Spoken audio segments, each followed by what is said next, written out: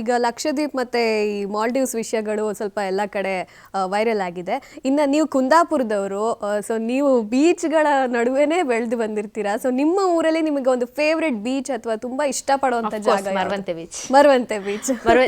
ನಮ್ಮ ಊರಿನ ಪಕ್ಕ 2 ಬೀಚ್ ತುಂಬಾ ಇದೆ. ಅದರಲ್ಲಿ ಬೆಸ್ಟ್ ಮರವಂತೆ ಬೀಚ್ ಮತ್ತು ಸೋಮೇಶ್ವರ ಬೀಚ್, ನಮ್ಮ ಬೈಂದೂರು. ಎರಡು ನಾವೇಂದ್ರೆ ಕಡಲ ತೀರದ ಮಕ್ಕಳು, ಹಾಗಾಗಿ ಬೀಚ್ ಬಗ್ಗೆ ಏನು ಮಾಲ್ಡೀವ್ಸ್ ಎಲ್ಲ ಬೇಡ ನಮಗೆ. ಅಲ್ಲೇ ಇದೆ ನಮಗೆ ಪಕ್ಕದಲ್ಲಿ. ಮಾಲ್ಡೀವ್ಸ್ ಬೇಡ ಕೇಳಿದ್ದು ನಮಗೆ. ಮಾಲ್ಡೀವ್ಸ್ ಮರವಂತೆ ಬೀಚೇ ನಮಗೆ Maldives. Okay, very well shed. So ಇನ್ನು ಫ್ರೆಂಡ್ಸ್ ಆಯಿತು, ಫ್ಯಾಮಿಲಿ ಆಯಿತು. ಈಗ ನೆಕ್ಸ್ಟು ನಿಮಗೆ ಈಗ ಹಾಡಿದ್ದೀರಾ ಸಲಾರನ್ನ ಅಂತ ಒಂದು ದೊಡ್ಡ ಸಿನಿಮಾದಲ್ಲಿ ಹಾಡಿದ್ದೀರಾ. ನೆಕ್ಸ್ಟ್ ಇನ್ನು ಯಾವ್ಯಾವ ರೀತಿಯ ಕನಸಿದೆ ನಿಮಗೆ ಸಂಗೀತದ ಒಂದು ಫೀಲ್ಡಲ್ಲಿ? ಕನಸು ಅಂತ ಹೇಳಿದ್ರೆ ಸಲಾರನ್ನು ಪ್ರಾಜೆಕ್ಟಲ್ಲಿ ಹಾಡಿದ್ದೆ, ಅದು ತುಂಬ ಖುಷಿ ಕೊಡುವಂಥ ವಿಷಯ.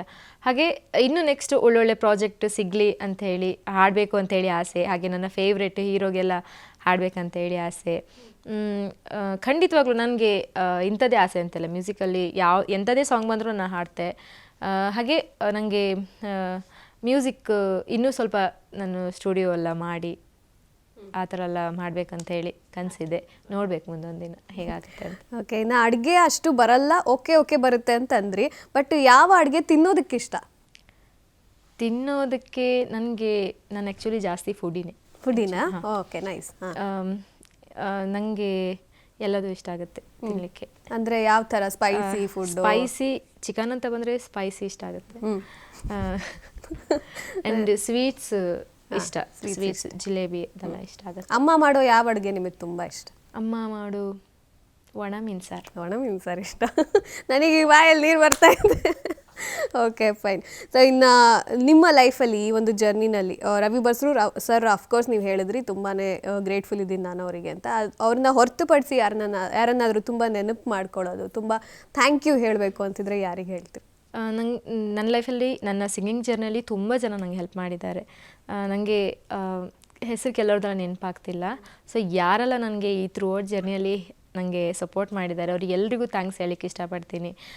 ರವಿ ಬಸ್ರೂರ್ ಸರ್ ಆಗಿರ್ಬೋದು, ಹಾಗೆ ಅವ್ರನ್ನ ಮೀಟ್ ಮಾಡಿಸಿದ್ದ ಭಾಸ್ಕರ್ ಸರ್ ಆಗಿರ್ಬೋದು, ಹಾಗೆ ನಮ್ಮ ಟೀಚರ್ಸ್, ನಮ್ಮ ಕಾಲೇಜ್ ಲೆಕ್ಚರರ್, ಪ್ರಿನ್ಸಿಪಲ್ ಸರ್, ಎಲ್ರಿಗೂ ನಾನು ಥ್ಯಾಂಕ್ಸ್ ಹೇಳಲಿಕ್ಕೆ ಇಷ್ಟಪಡ್ತೀನಿ. ಮೈನ್ ನನ್ನ ಅಣ್ಣನಿಗೆ ಥ್ಯಾಂಕ್ಸ್ ಹೇಳಲಿಕ್ಕೆ ಇಷ್ಟಪಡ್ತೀನಿ ನಾನು. So sweet. ಓಕೆ, ಅಣ್ಣ ಅಷ್ಟು ಫುಲ್ ಸಪೋರ್ಟಿವ್. ಹಾಗೆ ನನ್ನ ಗುರುಗಳು. Okay, nice. ಸೊ ಎಲ್ಲ ನಿಮ್ಮ ಒಂದು ಜರ್ನಿ ಬಗ್ಗೆ ನಾವು ಮಾತಾಡಿದ್ವಿ. ಆ್ಯಂಡ್ ನಿಮ್ಮ ನೆಕ್ಸ್ಟ್ ಅಪ್ಕಮಿಂಗ್ ಪ್ರಾಜೆಕ್ಟ್ಸ್ ಏನೆಲ್ಲ ಇದೆ? ಅಪ್ಕಮಿಂಗ್ ಪ್ರಾಜೆಕ್ಟ್ಸ್ ಅಂದರೆ ನಮಗೆ ಯಾವುದೇ ಪ್ರಾಜೆಕ್ಟ್ಸ್ ಬಗ್ಗೆ ಗೊತ್ತಿರೋದಿಲ್ಲ. ಸ್ಟುಡಿಯೋಗೆ ಹೋಗ್ತೀವಿ, ಹಾಡ್ತೀವಿ, ಹಾಗೆ. ಸೊ ಅದು ರಿಲೀಸ್ ಆದಮೇಲೆ ನಮಗೆ ಕನ್ಫರ್ಮ್ ಆಗುತ್ತೆ, ಓಕೆ ನನ್ನ ಸಾಂಗ್ ಬಂದಿದೆ ಅಂತ. ಈ ಆಕಾಶ ಗಡಿಯ ಸಾಂಗ್ ಆದ ನಂತರ ನಂಗೆ ಬೆಂಗಳೂರಿಂದೆಲ್ಲ ಕೆಲವು ಕಾಲ್ ಮಾಡಿದರು ಮ್ಯೂಸಿಕ್ ಡೈರೆಕ್ಟರ್, ಮೇಡಮ್ ನಿಮಗೋಸ್ಕರ ಒಂದು ಪ್ರಾಜೆಕ್ಟ್ ಮಾಡಿದ್ದೆ, ಹಾಡಬೇಕು ನೀವು ಅಂಥೇಳಿ. ಸೊ ಖುಷಿ ಆಯಿತು, ಓಕೆ ಸರ್ ಹಾಡ್ತೀನಿ ಅಂತ. ಹಾಗೆ ಇವಾಗಲೂ ಒಂದು ಸಾಂಗು ರೀಸೆಂಟಾಗಿ ಹಾಡಿದೆ, ಬಟ್ ಯಾವುದು ಅಂಥೇಳಿ ನನಗೂ ಗೊತ್ತಿಲ್ಲ, ನೋಡ್ಬೇಕು ಹೇಳಿ. Okay, fine. ಸೊ ನಿಮ್ಮ ಎಲ್ಲ ಮುಂದಿನ ಎಲ್ಲ ಹಾಡುಗಳಿಗೆ ಒಳ್ಳೆಯದಾಗಲಿ, ಎಲ್ಲ ಪ್ರಾಜೆಕ್ಟ್ಸ್ಗಳಿಗೆ ಒಳ್ಳೆಯದಾಗಲಿ, ನಿಮ್ಮೆಲ್ಲ ಕನಸುಗಳು ಈಡೇರಲಿ. ಆ್ಯಂಡ್ ನಮ್ಮ ಕರ್ನಾಟಕದ ಒಂದು ಪ್ರತಿಭೆ ನ್ಯಾಷನಲ್ ಲೆವೆಲಲ್ಲಿ ರೆಕಗ್ನೈಸ್ ಆಗಿದ್ದು ನಮಗೂ ಕೂಡ ಖುಷಿ ಇದೆ. ಮತ್ತಷ್ಟು ಸಕ್ಸಸ್ ನಿಮಗೆ ಸಿಗಲಿ. ಥ್ಯಾಂಕ್ ಯು ಸೋ ಮಚ್ ಬಂದಿದ್ದಕ್ಕೆ ಧನ್ಯವಾದಗಳು. Thank you.